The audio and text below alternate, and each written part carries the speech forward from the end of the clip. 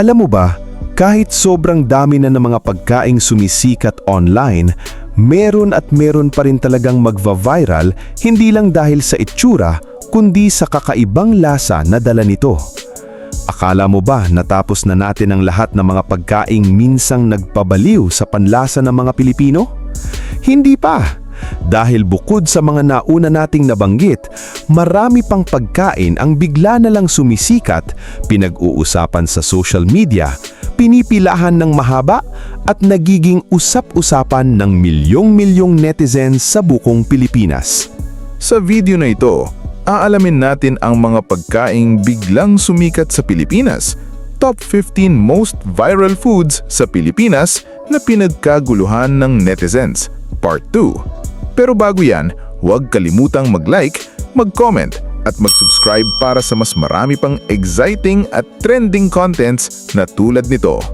Handa ka na ba? Simulan na natin! Top 15. Taho. Ang taho ay isa sa mga pinakatradisyonal na street food sa Pilipinas. Pero nitong mga nakaraang taon ay muli itong naging viral dahil sa iba't ibang modernong versions tulad ng strawberry, chocolate, matcha, ube at brown sugar taho. Dahil sa social media, marami ang pumipila sa mga sikat na taho stores para matikman ang iba't ibang flavors na mas creamy at mas sosyal kaysa sa karaniwang taho. Karaniwan itong nagkakahalaga ng 30 hanggang 120 pesos depende sa size at flavor. Dahil dito, muling naging paborito ng maraming netizens ang simpleng pagkaing ito. Ang taho ay isa sa kakaunting traditional Filipino street foods na matagumpay na nabigyan ng modernong twist habang nananatiling paborito ng iba't ibang henerasyon. Top 14. Fruit Soda Drink. Ang fruit soda drink ay biglang sumikat sa maraming cafes, milk tea shops at food parks dahil sa makukulay nitong itsura at nakaka-refresh na kombinasyon ng prutas, soda, syrup at yelo. Dahil Instagram at TikTok worthy ang itsura nito, mabilis itong naging paboritong inumin lalo na tuwing tag-init. Karaniwang presyo nito ay nasa 70 hanggang 150 pesos, depende sa flavor at laki ng serving.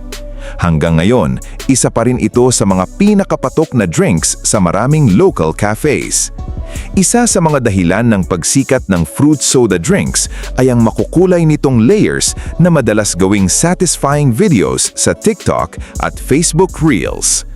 Top 13. Ube Cheese Breads.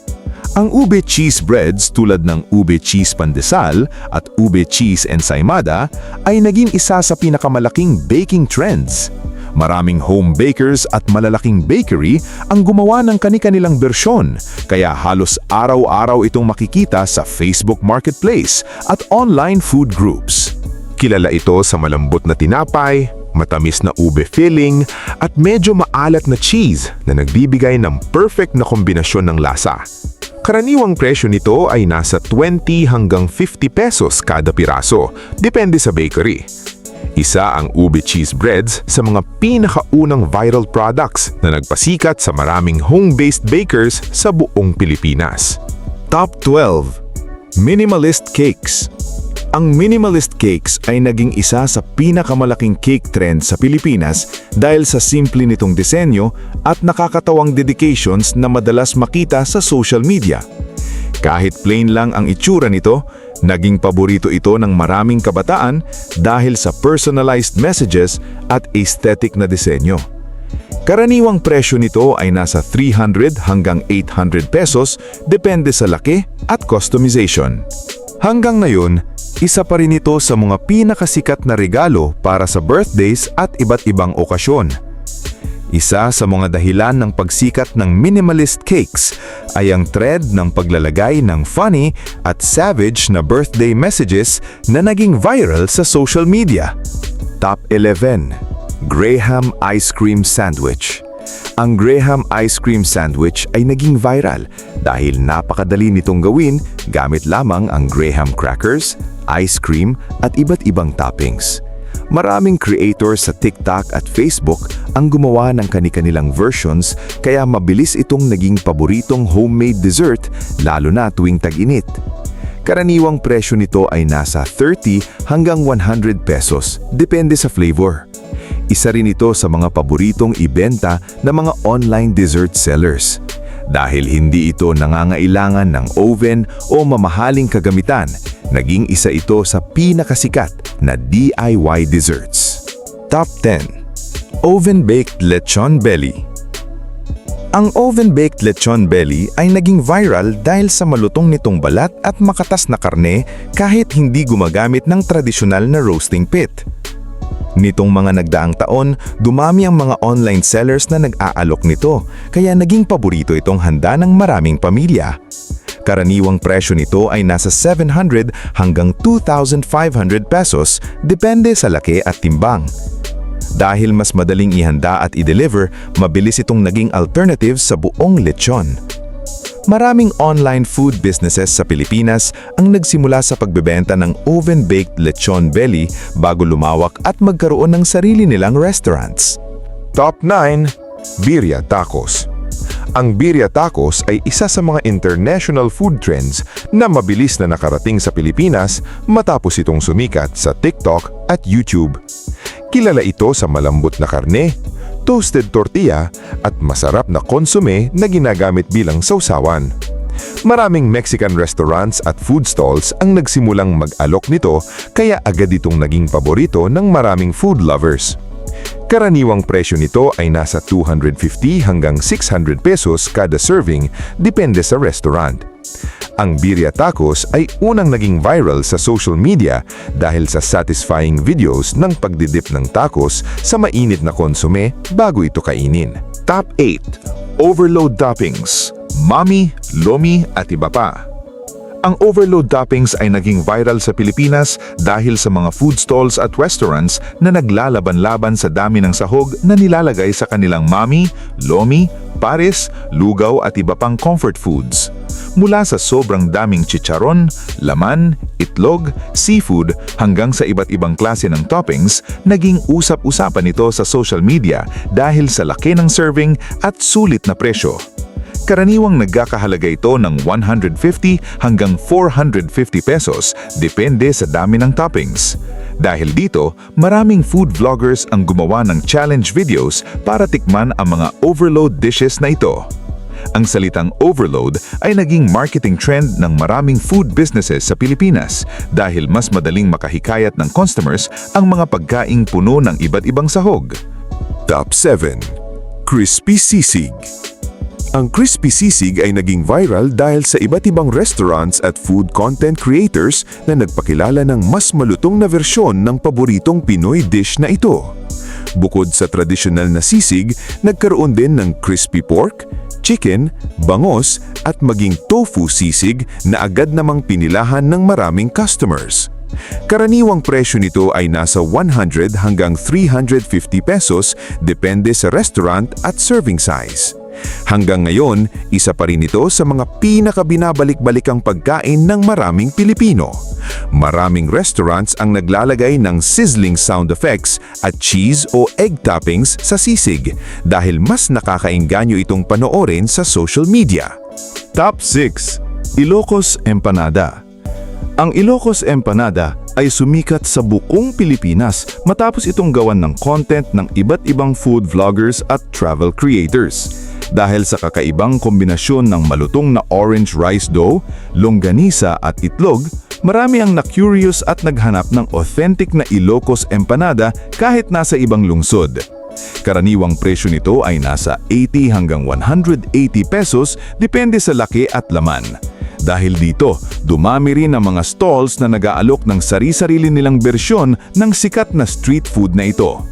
Ang kulay kahel ng authentic Ilocos Empanada ay nagmumula sa anato o atsuete na ginagamit sa paggawa ng dough nito.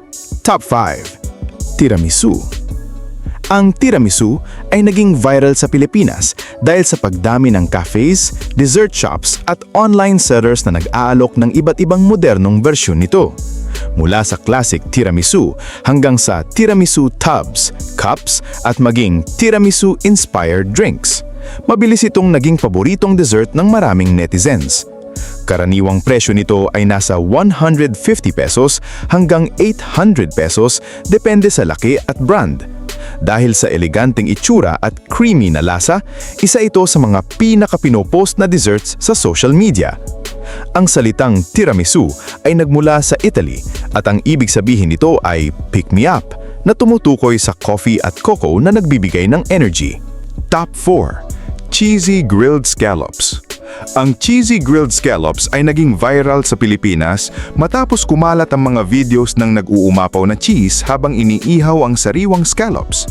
Dahil sa murang presyo at masarap na kombinasyon ng seafood, butter, garlic at cheese, naging paborito ito ng maraming food lovers lalo na sa mga night market at seaside food destinations.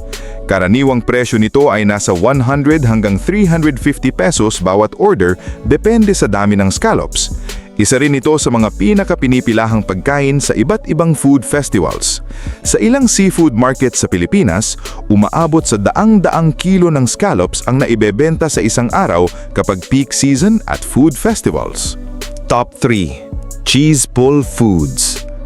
Ang cheese pull foods ay naging isa sa pinakamalaking food trend sa Pilipinas dahil sa satisfying videos ng mahahabang mozzarella cheese pulls.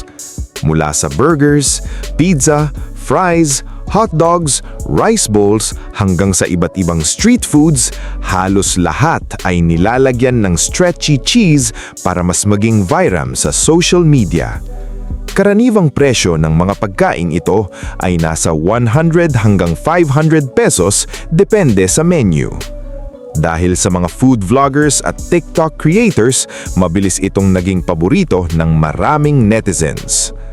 Ayon sa maraming food marketers, ang cheese pull ay isa sa mga pinakasikat na visual effects sa food videos dahil mas nakakadagdag ito ng cravings ng mga manonood. Top 2. Inihaw na balot. Ang inihaw na balot ay isa sa mga pinakausap-usapang street food trends nitong mga nakaraang taon. Sa halip na kainin sa tradisyonal na paraan, iniihaw muna ito habang nilalagyan ng iba't ibang sauces, butter, garlic at espesyal na seasonings.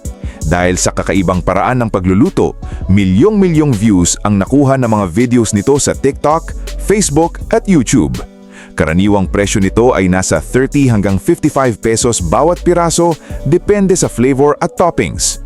Maraming content creators ang unang sumubok ng inihaw na balot dahil sa curiosity ng mga netizens kung paano nagbabago ang lasa nito matapos ihawin sa uling. Top 1. Inihaw na dried pusit. Ang inihaw na dried pusit ang isa sa pinakabagong food trend na pinagkakaguluhan ngayon sa Pilipinas. Sa halip na simpleng prituhin, tinutusok ito sa barbecue stick at iniihaw sa uling. Dahil sa nakakaingganyong amoy, satisfying na pagluluto at mouth-watering videos sa TikTok at Facebook, mahahabang pila ang makikita sa maraming night markets at food parks. Karaniwang presyo nito ay nasa 15 hanggang 50 pesos bawat tusok. Isa ito sa mga pinaka-viral na street foods sa bansa ngayon. At ayan na nga, ang mga pagkaing biglang sumikat sa Pilipinas. Top 15 most viral foods sa Pilipinas na pinagkaguluhan ng netizens, Part 2. Mula sa mga trending street foods hanggang sa mga viral desserts, comfort foods at iba't ibang pagkain na milyong-milyong beses napanood sa social media, kitang-kita na talagang mahilig ang mga Pilipino sa mga bagong pagkain at mga food trends na pinag-uusapan ng lahat. Ikaw, kabida, alin sa mga viral foods na ito ang pinakapaborito mo? At ilan sa mga ito ang natikman mo na? May alam ka pa bang ibang pagkain na biglang sumikat sa Pilipinas na hindi natin naisama sa listahang ito? I-comment mo na sa ibaba. Baka ang suggestion mo ang maging susunod nating video. At kung nagustuhan mo ang video na ito, huwag kalimutang mag-like, mag-share at mag-subscribe para sa mas marami pang contents na katulad nito. Maraming salamat sa panonood. Hanggang sa muli, kabida!